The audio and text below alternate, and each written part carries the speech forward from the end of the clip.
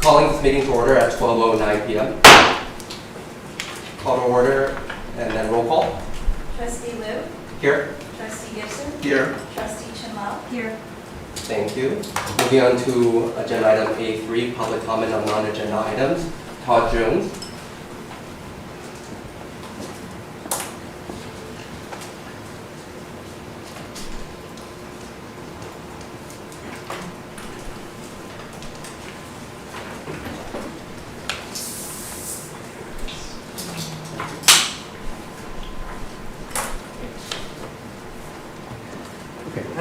As a member of the taxpaying public, I am here to express my alarm at the process I see playing out for the expenditure of the $565 million bond measure. The 2020 FMP was the foundation of the bond measure. If the decision to approve that plan is based on faulty information, is the Board of Trustees prepared to make a correction? Or will the board steam on ahead, knowingly implement permanent, irreversible changes to the PCC campus? It has happened before. Let me show you this 2011 article from the Star News. The article describes the beginning of the end of the Serafian building and the start of the 14-year and still ongoing Serafian debacle. Serafian was condemned by President Mark Rocha, who claimed that the building could not be retrofitted for its seismic defects. Rocha made the fraudulent claim that there was a law that prohibited spending more than 50% of a building's value on a retrofit. Well, there is such a law, but it's not about making voluntary seismic retrofits. Here's the building code. In fact, the code imposes seismic retrofits on building reconstructions, alterations, or additions. The code explicitly states that the cost of voluntary seismic remedies need not be included in the 50% comparison. You see, Rocha lied to the public when he condemned Serafian. He distorted the building code to make it look like the building's seismic deficiencies would trigger this law. The PCC Board of Trustees voted to approve the 2020 FMP based on vague information that condemned 3 buildings. This was in April of 2020. The board was told that the W building has a list of deficiencies which, when tallied up, reached 54% of the cost to rebuild the building. This is the facility cost index. They were then told that the state chancellor's office has a 50% threshold above which people start discussing replacing the building. Ahead of their decision to accept the FMP, the board asked for a table of PCC's buildings with their known deficiencies and FCI indices. This information was never received. And the decision was made based on the vague concept of people start discussing replacing the building. Today, we are told that the Chancellor's Office threshold is 70% for replacement of the building. So was the 50% value told to the board in 2020 real? Is it 70% or is it 50%? Where is this information published? This is a good time to revisit that decision, especially in the face of accepting the proposed FMP update. Bringing the story to the current decision, just recently the Board of Trustees was told that the seismic defects of the W building would trigger the California Building Code 50% rule, which then triggers the Chancellor's Office 70% rule. This is the same lie that Mark Rocha used. It seems like a good time to get these rules straight, well understood by all, and into the public so that the board's decision is fully transparent and based on solid information. Thank you. Thank you. Next public comment from Tracy Bowes.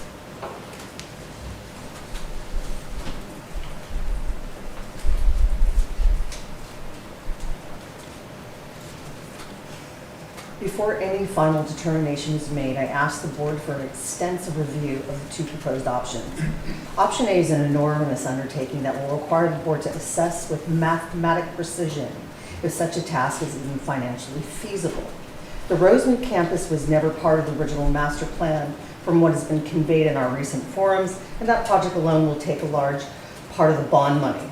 So a serious financial reassessment needs to occur, as well as reordering the projects in a logical hierarchy for the overall needs of the college. In theory, Plan A looks good depending upon if we can afford it with our current funds and how it is managed, minus the removal of the W building. The W building should be the last project to address. The building serves 2 divisions And by taking it offline and having it sit empty while all these other projects begin, this will decisively destroy course offerings in kinesiology and dance. This will negatively impact our students by the ability to offer all of our current courses from these divisions, because the temporary plan is to move all movement courses offered by 2 divisions into one multi-purpose room for God knows how long, and into an inferior teaching setting, especially for dance, which our programs may never recover from, regardless of what is built in the future. I ask the board to immediately reverse any decision to stop classes from occurring, or to stop the fact that they want to make classes not happen in the W building. Anyway, please prioritize and rationally determine the very first project that absolutely is necessary for PCC, and then run the numbers down to the penny of what it will cost and begin with that. Pardon me if I'm a little suspicious of consultants in HEA, because at the end of the day, their single goal is to make money. We work here. We have dedicated our lives to this institution, which is first and foremost. So the analyzation of their data to make changes to this college is paramount. The heart and soul of it, which is the actual cardiovascular system of the college, is quite simply the students and its faculty. Educating hearts and minds should be at the forefront of every single decision made at this college. Personally, I think we're a little top heavy on the over-managing of the college. That should be reassessed and addressed at another time. I ask this board to diligently run extreme math on every single dime of this master plan. No construction project ever in history does not have change orders or unforeseen complication, which always means more money. Also, there was an idea floated around that if we run out of money, we'll just simply ask the people of Pasadena for another bond. In this current economy, I think it's a terrible idea. We need to illustrate extreme fiscal responsibility with money that has been given to us. Thank you very much for listening. Thank you. Next public comment from Melissa Michelson. Hi. You probably know I'm a professor here at PCC. I'm tenured. I've been here for over 16 years. I sent the campus an email earlier sharing my concerns with transparency process and lack of data throughout this entire facilities master plan process, at least since October of last year. Your agenda says that you may take action on the facilities draft, but since the agenda went up a few days ago, there's no actual draft there. So whatever that is, that we haven't seen it. It's not fair to the public who have no idea what they can comment on. Assuming you don't have it either, it's not fair to you to expect you to make a decision and prepare a thorough written recommendation for the full board in just 1 hour right now without having had the document ahead of time.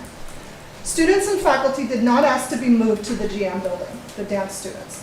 With the exception of one full-time dance professor, no one wants to lose the W dance spaces they have, but they've already taken the classes offline from there. Over the past 6 months, each time the administration's narrative about the W building falls apart, they come up with a new one. First it was seismic, but the seismic report says it needs 3 simple retrofits. Then that the building was, quote, obsolete, which on Tuesday in this room, the bond committee asked VP Jones, but no answer was given. Why it was obsolete, supposedly. They've been asking since December, in fact. Next, it needs to be evacuated no matter what. But at town halls, when asked what actually needs to be done in there, no explanation was given. The last one is that if the pool gets fixed, the W building has to be demolished, that they go hand in hand for some reason. And then finally, there's that 51% code. But I recommend that each of you personally read the code and know exactly what needs to be done to each of the buildings, not just W, that the administrators and contractors are proposing demolishing, and get everything in writing. Why not just demolish all the temporary buildings? The annex building next to the track, the science village, the entire village, and Foothill campus bungalows, and put brand new buildings there. Then renovate and repurpose W, both floors.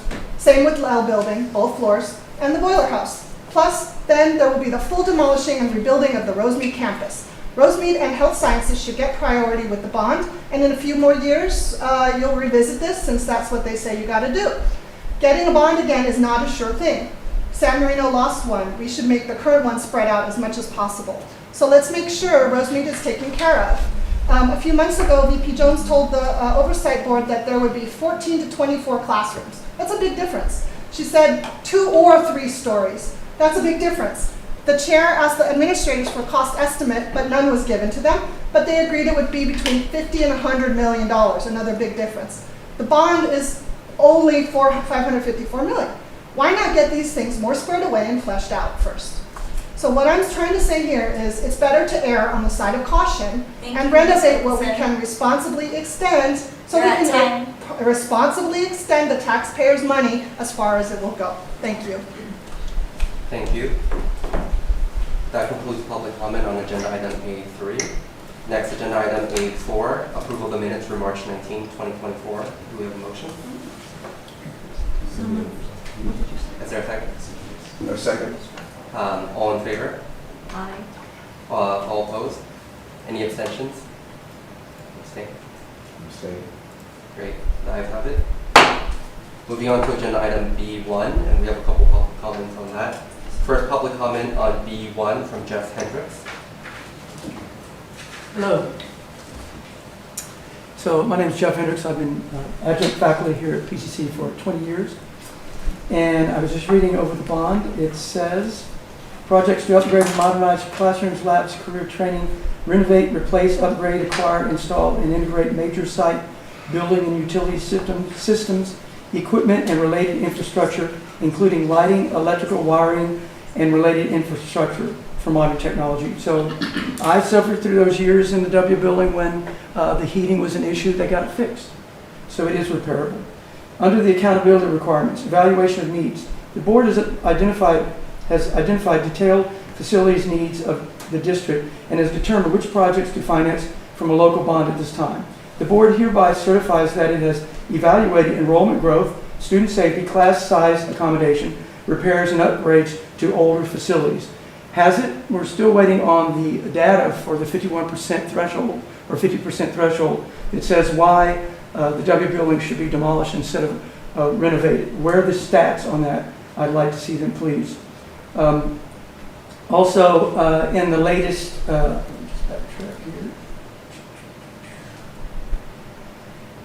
gathering input from facilities, the option B, in addition, much needed remediation, modernization, and seismic retrofit work will be performed on the E building. Why the E building and not considered for the W building? And so I'd just like to say that we do have an alternative master plan for the W building. It's quite extensive. I hope you take a look at it and consider it. I can't imagine contractors, architects putting forth a proposition worth millions of dollars or however much it is to demolish the W building without an alternative plan to renovate and to restructure it. Thank you. Thank you. My colleagues have this available if you need it, the alternative master plan. Thank you. Next public comment from Todd Jones.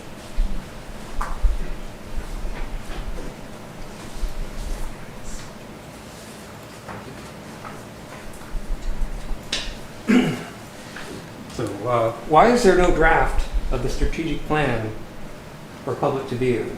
It has not been available up to this moment, I just checked. Only a few pages and remarks are glimpsed in the meetings of the campus stakeholders. So where is the money? Or rather, I should say, where's the money going? How does it all add up? All these new buildings. Here's a pie chart based on, it's based on the areas of spend chart from last fall. And let's talk about it a little bit. So this is how the $565 million is divided up in the areas of spend. You have small projects taking up $18 million, that little sliver there. You have the infrastructure in that slice there. That's utility, solar, sewer, storm drains. And this gray part here is the repayment of the Serafian loan building, which augments $45 million that was provided by the state. So the Serafian building was coming in at, what is that, like 78 million. This huge piece here is the 267 million allocated for building all the buildings, student services building, sciences building, Galway Plaza Cafe, the Rosemead satellite, and the W demolition. So these little charts here are trying to add up. We don't know the amounts that these buildings cost. It gives a square foot for each building as projected, and they're all supposed to add up to 267 million. And then, oh yes, we have to add in the academic building, which is coming in 100,000 square feet. And the last segment here is this huge piece for outside consultants, project management and design, which is 204 million. It's an unheard of percentage. So we don't know the cost or even the rough order of magnitude estimate, yet the whole college has been asked to choose between A or B. Does the board of trustees also have to decide between A or B with the same uninformed basis? It may be unspeakable, but what if there's no money at the end of the 565 million? That is to say, no more money from the next bond measure. The public is going to look askance at how the 565 million for repairs and retrofits turned into 6 or 7 new buildings. It's a promise broken to the families struggling to send their kids to college. An honest effort to be wise and frugal in the public's money will go a long way in earning public trust. I urge you to design a campus that is wise and frugal. Thank you. Next public comment from Bill and Lyle. Great. Good afternoon. Thank you for letting me speak on this matter once again. My name is Dylan Ryle. I'm an art history student at PCC, and I've come once again to defend the L building and offer a perspective that is important in times of opportunities to build anew. Here at PCC, we're given the opportunity to elevate our wonderful institution with Measure PCC, and questions began to spur once again with this newfound money regarding the current questions of demolition versus renovation. To that end, there have been much talk and worry towards a push for replacement buildings, like the W building. Renovation here would be ideal, given the facility members present in the building and dance students rely on the facilities in the building for their needs as students, currently not as potential students later on. It is a space where they have felt their voices are being pushed aside for the greater will. Regarding the L building, concerns have been voiced by its current state by myself and Pasadena Historical Society, where replacement for the L building is being pushed. Given our status as a landmark college, I understand the perspective, the space, and the current unfashionable state of the L building at this current moment. It is an unfortunate reality of not having enough money to give the attention it truly deserves. Renovation is currently underway for several buildings on campus, like the C building and E building, which are both older buildings and which I am very grateful for renovation. This could be done with the L building as well, given Measure PCC's funding. The L building is one of the oldest buildings on campus. It is PCC's first library, and within it, Harbison Hall rests as a wonderful example of 1940s and 1950s Art Deco architecture. A renovation should be in order, should be in discussion about preservation rather than the adamant push towards destruction. The celebration of our history should be a top priority given the historical nature of our institution and Pasadena as a whole. It is our, once again, 100th anniversary. Pasadena is one of the few cities over the years that have been adamant with cultivating their historical identity, protecting it where it can. By destroying, we are only repeating history once again of older buildings, historical buildings being destroyed. We saw this with Victorian architecture in many historical Art Deco buildings as well. Pasadena Historical Society put Harbison Hall on their watch list regarding destruction due to plans of destruction. So whatever means of preservation, of renovation, before or after the June 18th board vote should be in order. Thank you. Thank you. Next public comment from Emily Fernandez. Hi, everyone. Thank you for allowing me to speak. I'm here on behalf of students, faculty, and staff, and community members. I'm here to speak about the facilities master plan. Generally, my students and many people are worried about climate change. You know, Florida's underwater right now. We're under a heat dome, not right here, but the rest of California and the West. Brazil lost many people in the floods. In Libya, 11,000 people died in one night because the dams broke after a deluge that was out of control. So the UN chief just said to people in New York, he said that really leaders have 18 months. 18 months is crunch time for climate change. When I talk about climate change with my students in my class, they're pretty cynical, and they think that nothing can be done, that nobody's going to do anything. And we talk a lot about the power of hope, and that hope comes from action, and action comes from working with community to move people to change. That change can happen. That's actually hard for Gen Gen Z to believe that change can happen, but they started to look at communities who did make a difference. And they were even looking at what Pasadena City College did to make a difference by passing Resolution 799 in order to decarbonize the campus by 2030. So they see that change is happening on the local, and that matters, and that their work matters.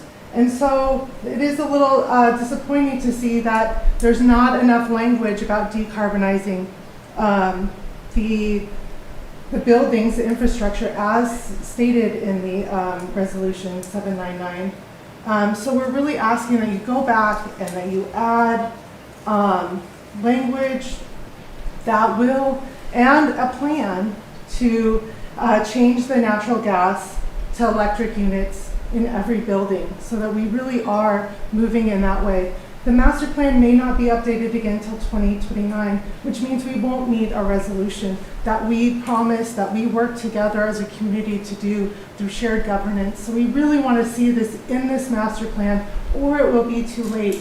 I also want to say that in Sacramento, there's a bond that's going to be on the ballot that has possibly $10 billion. If we don't have it in our master plan, it's going to be harder to ask for grants for that money.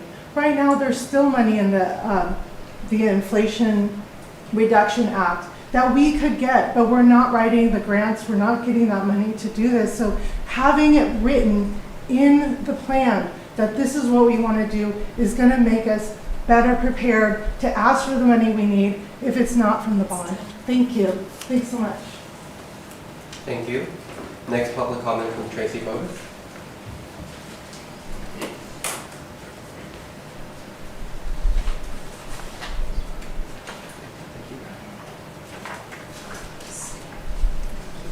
Sorry I didn't introduce myself. Most people know I'm Tracy Bowdish, adjunct professor of kinesiology and dance when they need me. Okay, so the word of the day that I've heard at every single public address for the facilities master plan is the word reimagine. What hasn't been reimagined is the ultimate potential of what could be done with the W building. All right, first floor. After the pool's repaired, make the women's gym a state-of-the-art gymnasium with all of the accessories we're used to have, and continue teaching a litany of movement classes in that space. It's limitless, and it served as an outstanding multi-purpose teaching and rehearsing space used by the marching band, salsa club, and so much more. There is some defunct computer room that sits empty. That used to be our fitness room where we taught circuit training, beginning fitness, lightweight training. That needs to be reimagined into a fantastic fitness facility for our faculty to teach our students and be utilized by the whole community of PCC if classes are not in session. Just like how faculty used to swim on their lunch break on Tuesdays and Thursdays for over a decade before we lost the pool. It was an open community swim hour. We have a defunct adjunct lab that used to be a spinning room, which we had wall-to-wall students, and we offered classes in that space all day, so that needs to be reimagined. The rest of the first floor is basically updating in a facelift. Okay, second floor. That's where the magic needs to happen. We have 2 dance studios.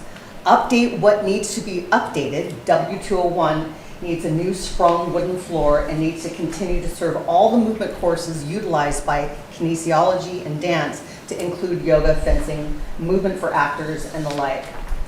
There's a hallway that leads between W203 and 201 into a huge outdoor patio. That could become a hotel patio lounge space for students with shade, Wi-Fi, cucumber water, outdoor furniture, a refuge for students to relax, communicate, have a place to hang out between classes. There's nothing quite like that currently on campus. I am hearing all these forums that we need to have more spaces for our students to relax and to write and to have meaningful exchanges with one another in a great student space. Okay, second floor still. Across the hall from 203 is a classroom. That classroom can be converted into another studio for teaching, for dance students to rehearse and practice choreography. Where the Hell folks have their offices, still on the second floor, that should be converted into a Pilates studio, which will tremendously support the dance division's current curriculum, as well as create a Pilates training certificate program so our students can actually get out there and begin teaching and making money. I would like to offer the board and the current facilities committee my consultation services for free to aid the reconstruction and the reimagination of the W building to strengthen our kinesiology and dance divisions. Thank you. Thank you. Next speaker, Melissa Michelson. As mentioned, the public haven't seen this draft, so this is going to be a stab in the dark. I hope you postpone it until the entire campus gets emailed a copy of that draft to go along with what we're being asked to vote on, and that it's an attachment on any subsequent agenda item here. So what I've seen is it's a false choice being presented to vote. It's a false choice full of contradictions and unsupported statements. How can every project be, quote, planned to be completed? Option A and B contradict themselves. Would dance and movement go in a new annex building next to the track and also later in an academic building next to the pool? That sounds wasteful. It's either or. It says the core group is already determined. When? By whom? At what meetings? And when? What were the votes? Professor Bodas asked this question to Vice President Jones last week at the Academic Senate. What input was used to inform the changes from the 2020 plan to what's before us today? The answer was vague. I can tell you that since about a month and a half ago, no one knew, not even the pool coach, that it was, quote, decided that the pool would remain and be renovated. But that's now on the already determined core group. So how does that happen? And so is demolishing the W. What's going on behind the curtain? There should be no curtain. It says the options must be considered as packages. They cannot be recombined or rearranged. Why not? Where are the figures? It says it's, quote, due to logistics. Where are those logistics written down?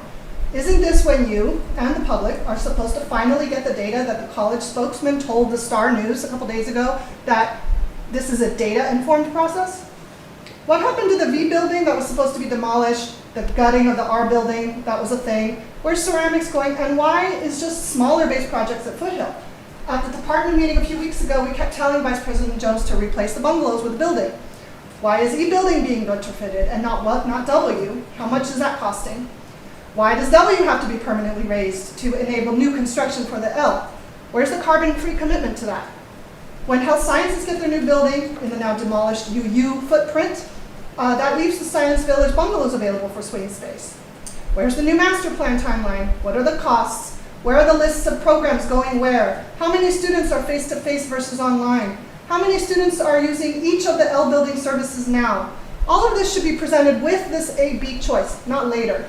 It should be in writing and made available to everyone before voting.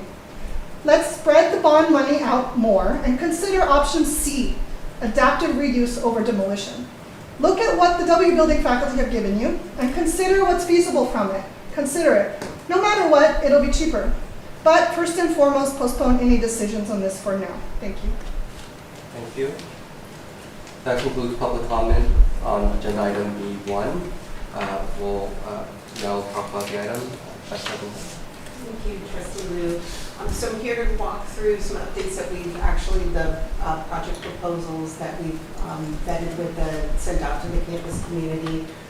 The recommendations that will go before the Board of Trustees on Tuesday's meeting will include the comprehensive report that then includes the enrollment data, the EV charging calculations, parking calculations, utilization data, renovation versus replacement cost comparisons, as well as some additional information related to the sustainability project.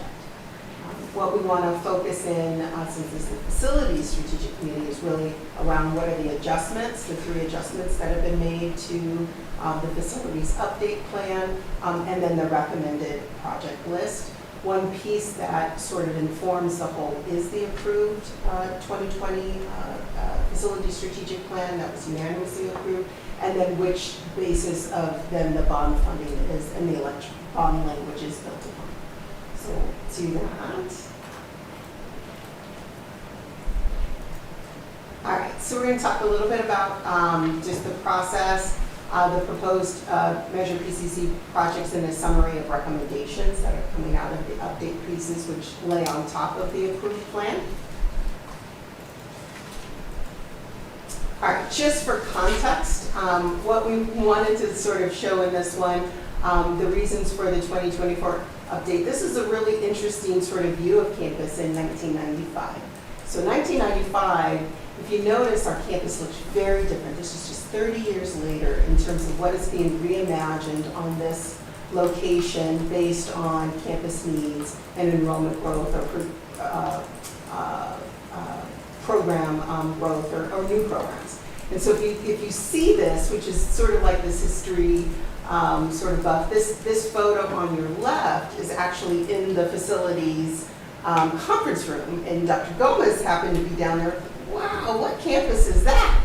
And it happened to be our campus. So if you notice that the previous stadium is in a different configuration, the pool is in another location. There was a large parking lot on your left-hand side. There was no gym at that time in 1995. There was larger parking, and the tennis courts were imagined a different way. And so all this is to say that we expect this campus to transform based on campus needs, because in 2024, look at sort of based on landlocked needs, how there have to have been adjustments. And so the updates to the facilities approved plan is really alignment and prioritization of Measure PCC funding, our updated sustainability goals, making sure that it is consistently aligned with the educational strategic plan, any post-pandemic conditions, as well as campus changes throughout the year to align with enrollment growth and program needs. That's what drives us to take another look at and make sure that we have solid updates or adjustments to those plans. Today's objectives is to review those updates. So we've got those, there are 3 updates to that plan, and then to adopt a project prioritization list. So the ability for the college to kind of move these pieces forwards requires us to say which projects are going to go first, as well as then connect some cost comparisons for that in terms of what is related to that. So those are objectives. What we've been doing, so we use sort of all this data that we talked about. Again, the comprehensive data related to our goals and our vision, our different instructional types, enrollment growth, program growth, space needs, utilization numbers, EV charging calculations, transportation and parking updates are all a part of that comprehensive plan. These slides have actually been presented at each of the shared governance meetings, so this is not new for the campus community. The data and collection analysis piece is we're going to then take that data and then start to do some space projections, building replacement renovations that inform the original 2020 approved plan. So we'll have that data for you guys on Tuesday, as well as then sustainability strategies, and then which forms those cost models that we'll discuss. So just some photos is the outreach that has happened over the last couple of months in terms of all the various constituent groups who have seen these proposals, at least the project lists. And so the executive team, our board of trustees, at our larger BOT meetings, academic senate, associated students, a variety of campus forums, classified senate, our college facility subcommittee also saw the proposed project list. And then we've had really dedicated focused meetings with our academic and administrative deans, our athletic area, non-credit, and our economic workforce development teams, management associations, and college council. So then all of that input allows us to really focus in on what updates are needed for the proposed plan or the approved facility strategic plan. So we've got 3 that we'd like to walk you through. So the first is around our sustainability commitments and updates in 2024. So we've worked to incorporate the Board of Trustees adopted Resolution 799, 2030 Zero Carbon Campus, which was approved under your leadership. The sourcing of 100% carbon-free energy, providing zero carbon campus and vehicle fleet by 2030. Working to enhance a framework to track sustainability metrics was really, really important. And so we're building that into the updated plan, as well as then hiring a campus sustainability coordinator. the additional piece, sort of that the 4 updates to the approved plan are, we've got a new Rosemead campus. So in our original approved plan in 2020, there's discussion around Rosemead, but it was at that leased location. And so what has shifted is now that under your leadership, we've made a strategic investment in continuing to serve that community. And so this is then an adjustment to the approved plan that we need to make sure that we write into. There is then also, the approved plan had us extending lot 4, the parking structure, and our parking calculations don't really support that. And so we're no longer going to be extending lot 4 into lot 3. The original approved plan had a pool located on Bonnie and Del Mar, and so the recommendation for you all is to keep the pool in its current location as opposed to moving. The funding necessary to move just doesn't sort of match out based on what campus need is. And so, and then the 4th adjustment plan is to have a movement-based permanent structure just south of GM and the Center for the Arts building, because that is actually where the career communities are for the career communities that are laid out for the campus strategy for both performing arts and then health and wellness are in that location. So those are the 4 adjustments that we are recommending to the board to make to the approved plan. And then we've got project lists that then we've solicited feedback. So the core projects are listed in terms of where the campus priorities are that we've heard from our board and the campus community. So what that means though is simply we've got funding that we're laying out in terms of what makes sense in terms of what goes first, what goes second. And so all of these projects are really, really important to the campus community. There's not one project that's less important. They all mean something, and yet we still have to sort of sequence those projects. And so what we've done is sort of focus on these are the projects, core projects that are going to happen under Mesh and PCC based on feedback. So Rosemead Satellite Campus, as you all know, there's a significant investment in terms of purchasing land in that area. And so we want to make sure that we build out a campus there to serve that particular community. The original plan called for an additional building to the east of Serafian, and so that's already in the approved plan. We're hoping to then escalate that and dedicate that to health and sciences. Because as you're aware, the Serafian project was a like-for-like state-funded building, and so not all of the programs that were previously, that have extended past the previous building's footprint can go into that building. And so there's been a lot of growth in terms of natural sciences and health sciences, and so we need an additional building, and that's where we're seeing the enrollment and growth on the campus. So we want to make sure that we're prioritizing this. May I ask a question? Of course. When we talk about the Serafian building and funding for the Serafian building, that came out of the state money, right? That's not part of Measure PCC. 80% of the funding came from the state and 20% from PCC. Okay. So PCC took out a loan, a COP, to cover the 20%. We utilized the bond funds to pay off that loan. But the majority of the That's funding, it came out of the state. That is right? That's correct. about 26 million. around The 50 million and then 26, our portion for the COP in terms of repaying that back was about a little over 24 million. Okay, That is thank correct. you. You're welcome. Galloway Plaza has been expressed in the approved plan as not only the ability for us to have hot food and cold food on the east side of campus, it's also expressed as a sort of outlet for our library. And so, you know, right, so if you've seen all of the tables and umbrellas out there, students heavily utilize that. They heavily utilize our library. So it gives up the ability for our students as they're studying and working in small groups, they can also take breaks and come out and have some other time where they can sort of brew, have fun, eat, and then go back in the library. So we wanted to make sure that that was escalated, elevated in this core project list. We have solar projects that are planned for lots 1, 3, and 5, which is again committed to that decarbonization or that zero campus Resolution 799 that's prioritized in our core projects. And then the blue is intended to be a part of all of these modernization and renovation projects. So we know in flight have already been work on the mirror pools, sex and auditorium, which are very visual, public-facing aspects of this campus that we want to make sure are prioritized.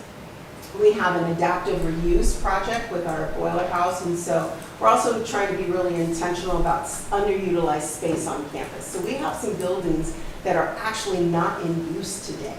So our Lancers Pass is a building that's not in use, and our boiler house is not in use. It's sort of become this storage facility, but it gives the college a real great opportunity to reimagine those spaces in order to actually have some intentional work happening there so boiler house is going to become sort of an administrative space. There are administrative offices around this campus that take up instructional space because we have nowhere else to put them. And so modernizing and an adaptive reuse project for the boiler house is really, really important for us to exit some of those spaces so that they could be released back to instruction. And then Lancers Pass, of course, as an extension of our culinary program, they currently share space in Piazza with our food services vendor. So we want to make sure that that's really important that they have their own space and are able to serve the campus community. There's a hospitality component to the culinary program as well. And then our aquatic center renovations as a part of this core group. So now that the recommendation to you all that's going to keep the pool in the location that it's in, as opposed to moving it to the corner of Bonnie and Del Mar, that it's important that hosts both a civic, a very public-facing civic use and an instructional use, both in terms of classes that are offered there and also support for our athletic programs. The W building demolition was approved in the original strategic plan, and so this core project options continues with that approved plan. And then so if we said, okay, these are the projects that sort of we know are going to happen. We also have additional funding that allows us to layer on some additional projects. And so the key pieces between option A and option B is just the order by which this campus is going to build its next buildings. And so the question is, are we building the student services building prior to the new academic building, or are we building the academic building prior to the student services building? That's kind of the framework that we're using since we do have a new Rosemead satellite campus, and we have to order these projects. And so option A really rallies around the focus of sort of centralizing student services in one area. If you're not aware, a lot of student services are in a variety of buildings. They are in V building, they host space in IT building, they host space in the R building, they have space in L building, and so the goal is then to have consolidated sort of one-stop concept, which is kind of an old concept in higher education, but a one-stop concept for our student service offerings. So that formulates the core piece of option A. And then this permanent building to really dedicate towards these movement-based courses that exists within the career community footprint that was approved by the board. And that building is we have some bungalows in our annex footprint, which is just east of the gym and south of the Center for the Arts building. This is also that commitment, I know Trustee Chinlau, you had mentioned at one of our previous board meetings. We want to make sure, while we appreciate that there's a lot of growth in health and sciences, but that there's also sort of a holistic approach to students and the work that they do here on that campus. And this is a nod to that. And then we have a host of some smaller renovation projects in our library, our Center for the Arts building, our Foothill campus, and then the gym. There's a lot of underutilized or inefficient spaces that we believe we can do some smaller projects. So again, we're doing sort of low-hanging fruit options to kind of think through how that blends with our core projects. And then, so it'd be core plus A would be one project list, or core plus B is the second project list. And option B's focus is a new academic building in the footprint of W. So that would be a 100,000 square foot building, some work and some modernization on the E building, and then a larger renovation of the library. So that sort of formulates the two particular plans. We have some maps and some visuals to kind of walk you through. Yes. So, may I ask, Of course. and certainly I understand that there's been a lot of consideration around these groupings with option A and option B. Would you be able to tell me approximately for the entire core projects, what is the cost for that list? I've got it on the future slide, if you'll Okay. just, Sure. is that okay to get to it? Yes, Okay. yes. All right, so then if we're just, actually, I'm just going to layer to, this is one project list. So one project list would be again, orange indicates new construction, blue renovation. So I'll start with our largest new construction, which would be the building, the brand new Rosemead campus. Student services building, W then becomes swing space for that.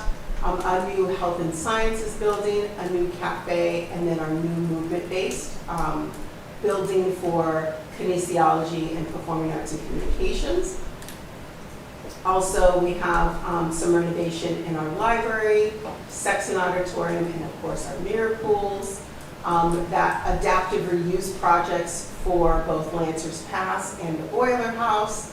Some renovation in our gymnasium area, and a small retrofit as folks move into LL as the recapture of the instructional space there. There's a small modification needed for our Center for the Arts building. So that's the visual of the campus for options A.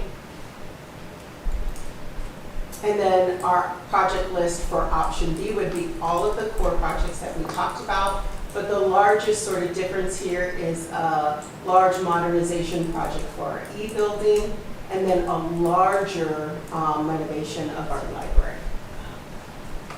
So these sort of project lists, as well as the maps, we presented at all of the shared governance groups. What we did is also send out, just to collect additional input from the campus community around sort of, what they thought their intentions were, to just sort of help inform us in terms of what the needs are on campus. And so the project list options were 62% had voted in favor of ordering option A first over option B, and then 38%. Remember, understanding that all of these projects will happen at some point in the project, but the goal is to pick a project list to start today, start working through. So let me give you the summary recommendations, which has that cost summary data in it. So the recommendation based on that the college would like to make to this facilities board committee would be to go to option core and then option A, which requires, so here you'll see all of the rough order of magnitude costs based on each of the areas. This already has a built-in 15% escalation in all of those pieces. In terms of what's listed then on each of the Rosemead satellite campus, the construction of the health and sciences building, swing space, solar panels, mirror pool, section, aquatic center, LL, CA, CEC, GM, boiler house, Lancers Pass, and then the W building demolition. So my question is, and I appreciate this list. Of course. So my question is, out of the 489, the 489,9.5, what is the cost of the core projects? Oh, the core projects, so I can quickly total that for you. And then, so I think that would help provide a bit more clarity. So Sure. core is what cost, and then option A is what cost. And Okay. I see that you Yeah, I have the can total all together. quickly total that for you. Thank you. Could you do that for me, Jeff? And then while we're, are there other questions related to, No, I just like to see Yeah. kind of the difference Yes. between, that's no what problem. is core, what is option A, and what is option B?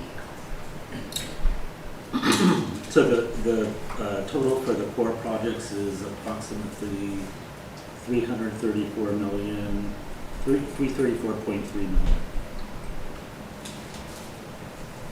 Okay, so option A adds another 160 or 150, million, approximately. yes. 156.7. Okay. I like how exact you are with that. Well, He has his calculator right there. And the other question that I have is that, let's say can we only do the core project? Or is option A or option B has to be committed at the same time as when we do the core project? So in order for us to sequence the project and the bond issuance, remember, we have to expend 80% of bond funds when we sell bonds. Yes. So the sequencing becomes really important, which is us understanding what the full project list is.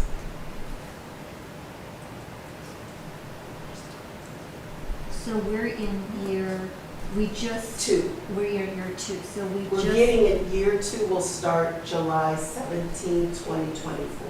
That's So- when we kick over to year 2. Right, so currently we have about 130 million that's been issued, right?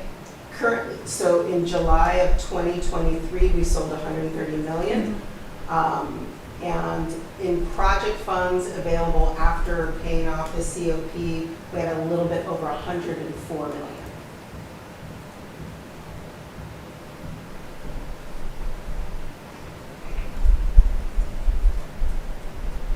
Thank you.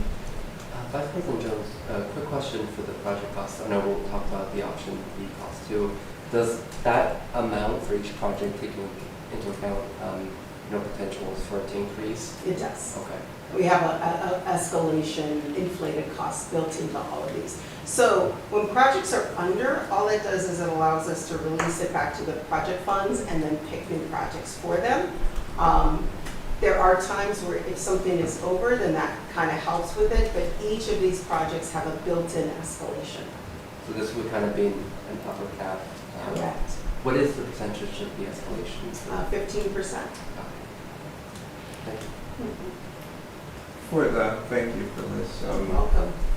The permanent building in place of the annex, the guesstimate of if we approve that, what timeline might be possible? So once the board approves the project list, then we will sequence and give you a timeline. Our intention is to give you that at the July meeting. Because that would provide, Yep, some context. We have all of the rough order of magnitude costs, but we need to adjust them based on the order, based on the project list you also select and approve. I'm not looking at you, Steve, because I think you're asking what I'm, because it's going to be Yes. more opportunity, more modern facilities for dance and movement in that location. yeah, and I think your question around the timeline is relevant because in some ways, when we make a decision, we also want to know how the sequencing is going to be. I mean, at least, for me, and I know that you're working on that timeline. I mean, approximately, I know we have the architects and are here. Would you be able to provide just a window into? Just sort of a context in Yes, terms of uh-huh. how And that I'm piece, not- yeah. And I'm not going to hold everybody to it in this room, knowing that it's going to affect. It Yes, can so that adjust. it gives us some idea. That's a good question. So most new construction is about a 5-year process. That's going to give us plans that are approved through this campus community and program, right? So we have to program the building, and then there's this elaborate process in terms of the division of the state architect. And then once all of that pieces, then we go into construction. So again, it's about a 5-year project. These pieces can be sequenced though, some of them overlap, and so it's not like 5 plus 2 plus Right, this, right? So they can be sequenced. So the planning, once we get an approved list, will just at a high level sequence, of course, Rosemead and the Health Sciences Building to start. We will, depending on the project list, get started on the work to demolish both. We have a building at the Rosemead campus that needs to come down in order for, it's a building that we inherited from that purchase that we will also work to demolish. and then the W building demolition, because those pieces become sequenced in terms of then supporting these other projects. PV, mirror pools in Sexton auditorium renovations are already underway, and so those are actually sequenced right now. Mirror pools will go offline in the next month, where we'll start to see fencing around that. Sexton goes offline after graduation, so that we can, the goal is that the mirror pools renovation would be an event space potentially for Centennial, and the hope is to have that in April of 2025. And then Sexton being back online by the time that we're ready for graduation season next year. So some of those are the earliest pieces. Where then we get into sequencing is making sure that as we're evaluating the impact on campus, right? And so that's where these additional pieces, once you select your list, then we'll figure out, well, we can't do all construction projects at the same time, because then we're also having some challenges with, people, walkways and things like that. And so, but I just, those are the projects that are currently in flight with end dates, as well as then how then we will sequence like the modernizations at Lancers Pass, the boiler house. But those are sort of gives you a high level of that. Great, thank you. You're welcome.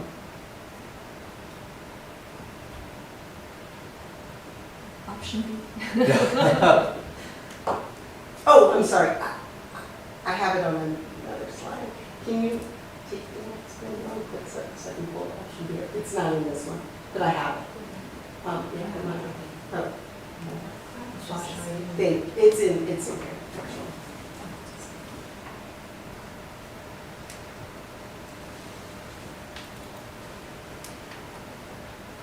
Is it at the back of this, the end one of this one? After the questions.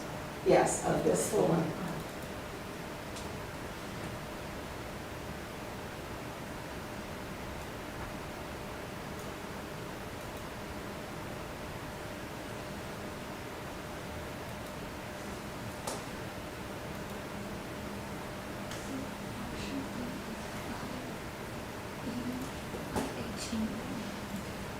Again, including the cost escalations. And the core would be the same. Core is the same. Correct, same as, core is gonna be the same, yes. So option B is actually a higher cost than option A. That's correct.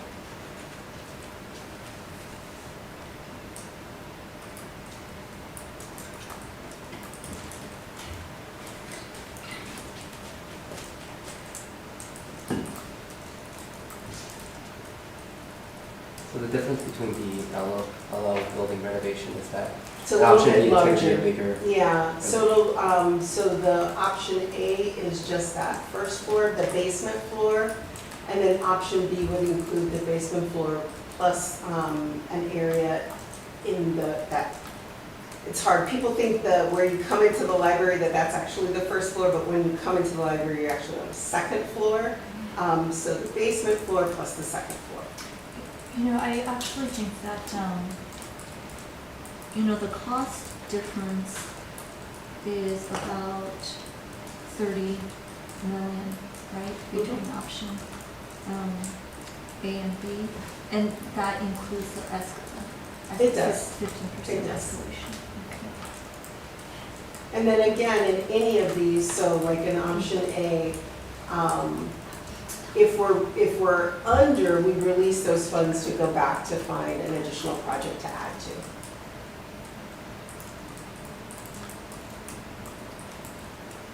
Any questions from either? But not related to the, I'll just say it now, not related to the cost, but I'm glad to see that, the sustainability we're Yeah. putting in the zero carbon wording, and, I look forward to seeing information about the framework Yeah. that, because I was looking through the master plan at the end and seeing the metrics of looking at sustainability metrics, so it'll be good to see for our decarbonization ideas, how we're going to measure the metrics.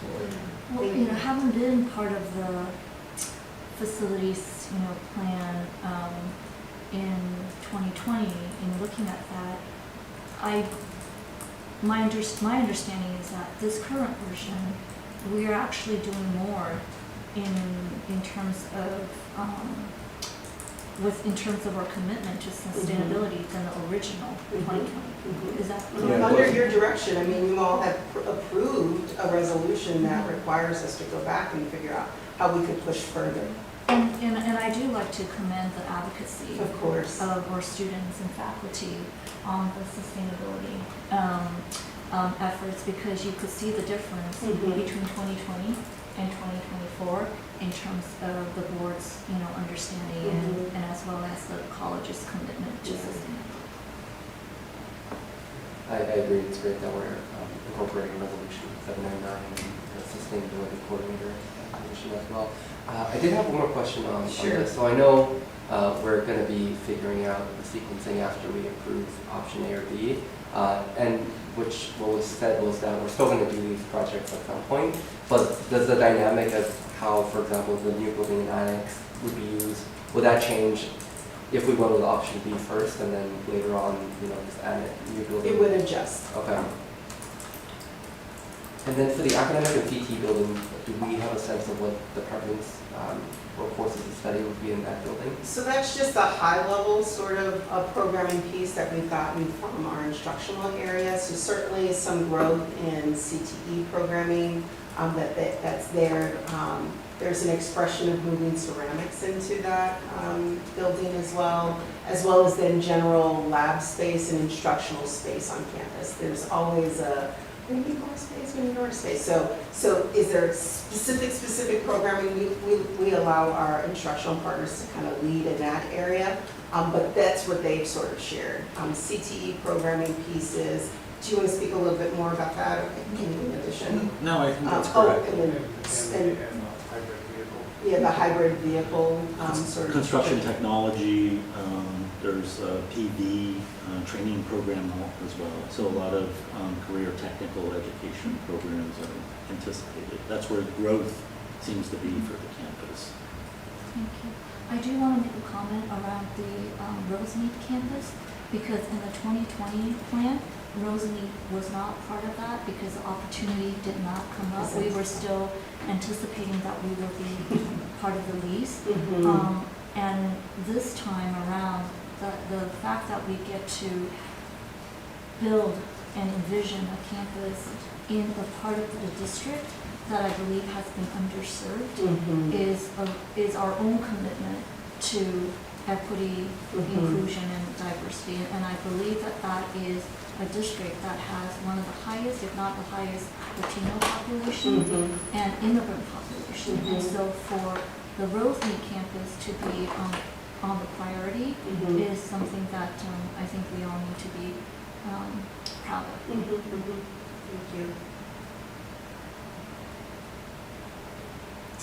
So our ask would be for you to recommend to your colleagues to review those 4 updates to the approved plan, which is not moving the pool, keeping the pool in its existing location, the Rosemead campus prioritization, the new movement-based building in the career communities of designation, and then Lot 4. Lot 4, we're not going to be extending Lot 4. So those are the updates to the approved plan, and then adopting the option core plus option A project prioritization list. Just like how you listed out the prioritization list, can you also list the 4 in a list, the 4 updates? So now you're presenting it in different slides, but if you could just put it on 1, 2, 3. I will do that for the that board would be, meeting. yeah. Thank you for that advice. I'd make a motion then for number 1, that we approve the update part of for the plan, those updates. I'll second that. All All in favor? Aye. Motion passes. And then you also need us to suggest, We always ask that you all, since you've seen it, you recommending that to your colleagues. The formal vote will come in the board meeting on Tuesday. And they'll also get an opportunity to get the full presentation. We'll do the comprehension, all the analysis and the data that informs these recommendations will happen at that Tuesday board meeting. So, if I may ask my colleagues on the board, and as you review this and looking at options A and B, what comes to your mind when you think about? Well, I like that option A would provide an enhanced facility for dance and movement. That's a big plus for me. And when I look, I think, it looks to me like the priorities in option, or prioritizing those option A things will give us more bang for the buck in the immediate term, and just from hearing this information over the last month or so. That's my take on it. Vice President Jones, quick question on the movement base. I know we said that permanent building would have facilities for that department.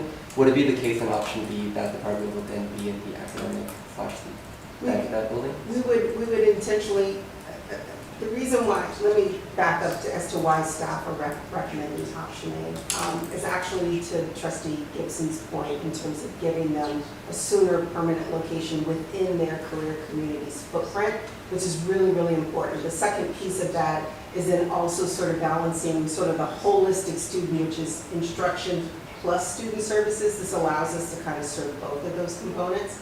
If we went with option B first, which would be okay, but if we did, then what we would be doing is building those within that new academic building outside of their career community. Got it.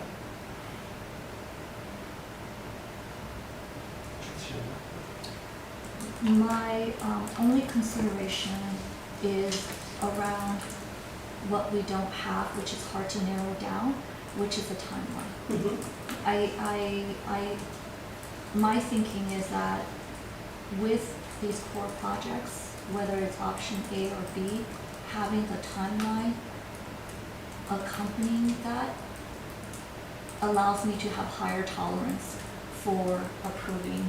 We can try to sketch out, since our recommendation is A, we can sketch out something for option A as just a draft. Yes. For you all for your Tuesday meeting. Yes. And then as that, then we would formalize that in our July meeting. So I think that would be a great step forward, if that's okay. Yeah, I think that would be good. I mean, Okay. I think we're all sort of seems like on the Yeah. same page that the sequencing is somewhat important, even though I know we have to approve the core option, core plus option before we lay it out. 'Cause I think just speaking for myself, a big priority is if we're gonna, if people need to move out for, renovations or replacement or et cetera, making sure that very quickly, there'll be a permanent building that they can move in and have a wonderful space, that's a priority. So that seems like to be the case for everyone.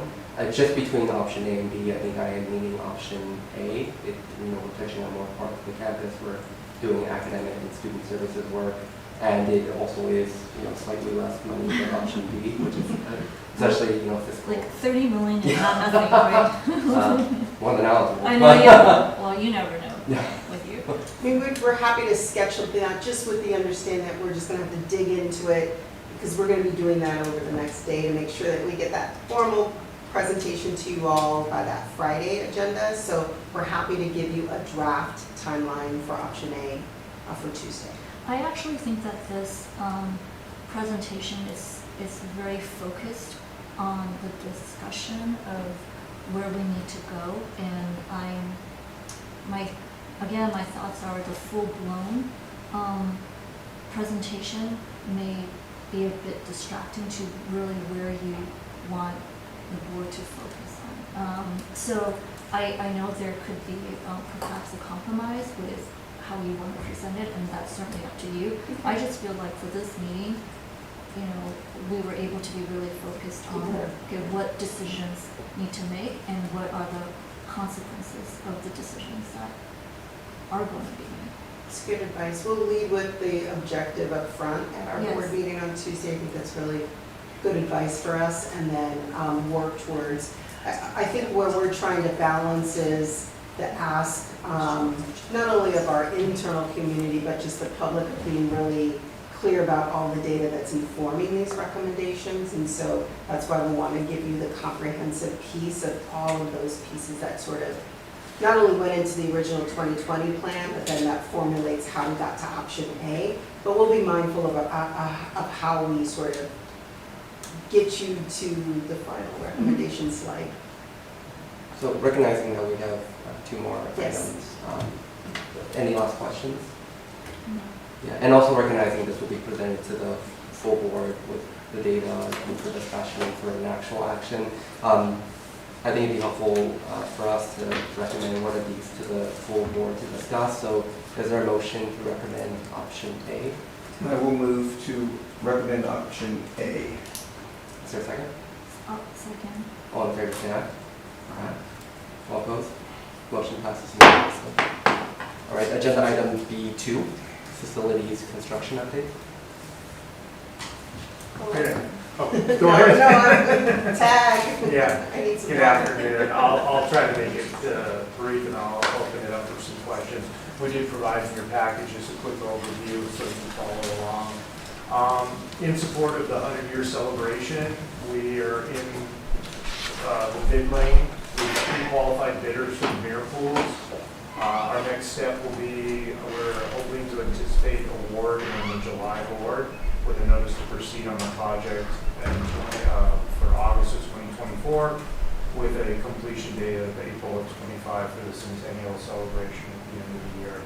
Our construction costs are estimated at approximately $2.5 million. Again, on the mirror pools, we've gone through shared governance and we've worked with committees on a native and drought tolerant plant palette, in addition to some of the hardscape items of benches and umbrellas that will go out that will make it a very inviting space. I think that you've seen, maybe Chair Wu, you may not have seen it, but I know that Trustee Chen Lau and Dixon have seen the concepts that was going to hold it towards more of the contemporary, not contemporary design, the current traditional design. I know we had a contemporary design with an infinity edge, and we went with the contemporary. So nothing has changed in that respect. We just honed it down on the We plan. didn't go with the contemporary, we went with the traditional. Traditional, I'm sorry. Yeah. Yeah. And just so, and this is part of the aesthetics, right? That you want to have the aesthetics be very similar to the, which also had signage as well. And I believe that there was some discussion around signage consistency around the pool, but also around all the buildings. And Correct. where are you with that?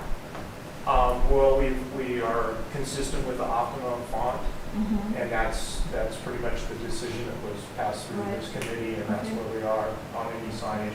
There was discussion of possibly putting signage at the front of the mirror pools, and on recommendation from this committee, we did not include that in this project. We can do signage, either marquee signage in the front of the mirror pools or on the sides at another time. Given the time constraint, we were just trying to get the pools back up and going. Absolutely, yeah. But with that consistency, that will lead us right into the, well, before I go into Sexton real quickly, we did take the opportunity to then, once we had a chosen plant palette from the community, we went back in, since we're not quite there, to the plant palette and hardscape on the Sexton, the Seraphian project. We were able to reincorporate that plant palette into the Seraphian future plant palette, so there'll be consistency there. And then when we do get to Galloway Plaza, we will also include that plant palette with there. Sexton Auditorium, we got an architect involved, where we're working on color selections and final palettes. We're looking for bid and award by the end of June, with anticipated award in July, notice to proceed also in August. And again, our goal is to have completion by April of 25, so that we're ready for celebration, the centennial celebration, and the graduation. Currently, we're on a 480-day calendar campus-wide exterior painting project. This is also in support of our 100-year celebration. We're about 75% completed with this building, the C building. We'll be moving on to D, E, and L for summer schedule. That project, again, we're sequencing it so that the front of the campus will be completed. The project, since it is 480 days, there'll be other parts of the campus that won't be so visual or utilized during the 100-year celebration that we'll be working on past that time period. We're also getting ready for our next season of wet season. We're working our campus-wide roofing phase 2 project.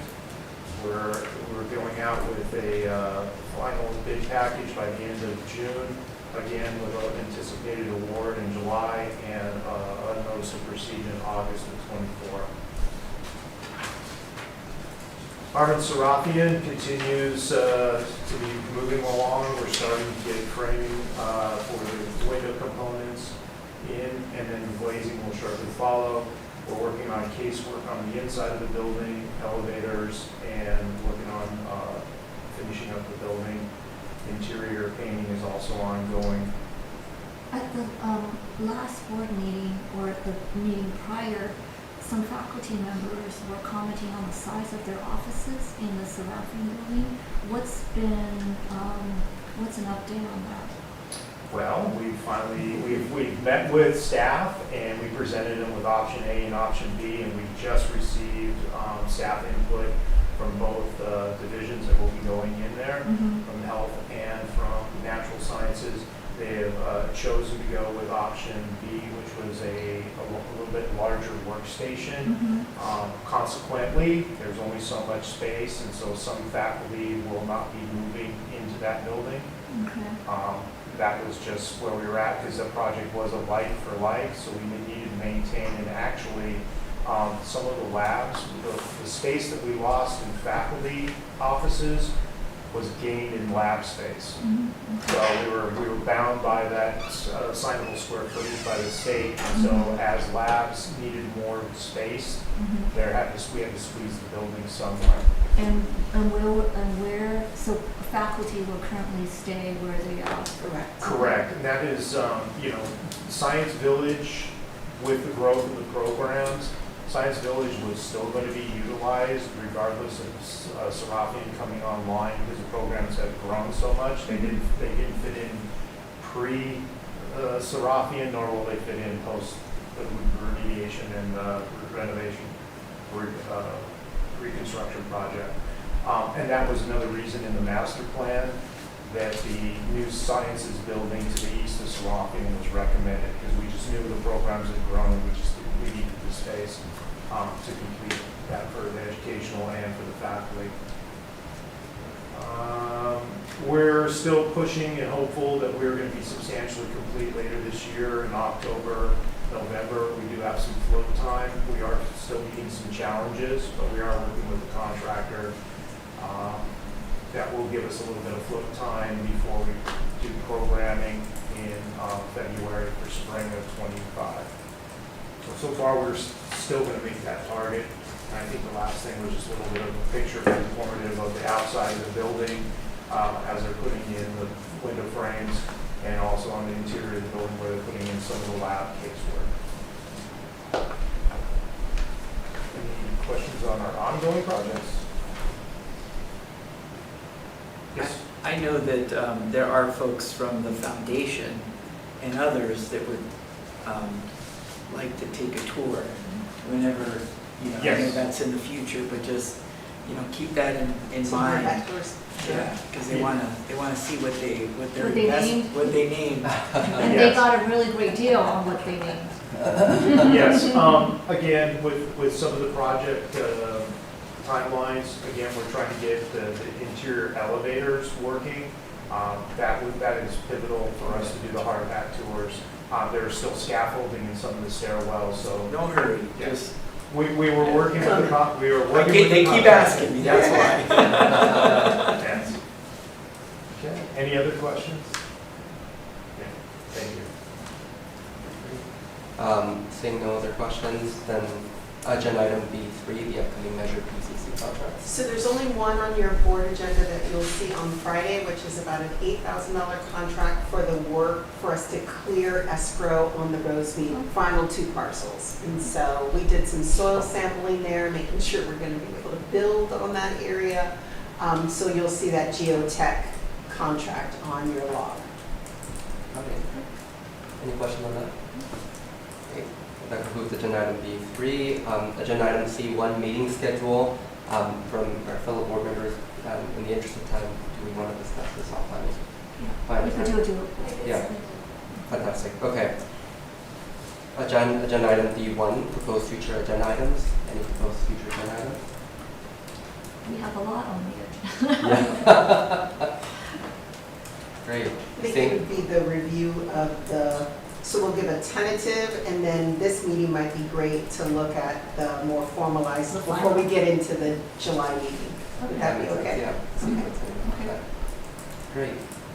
Seeing nothing else, then agenda item E1, adjournment. Is there a motion to adjourn? Second. Great. All in favor? Aye. I adjourn this meeting at 1:29.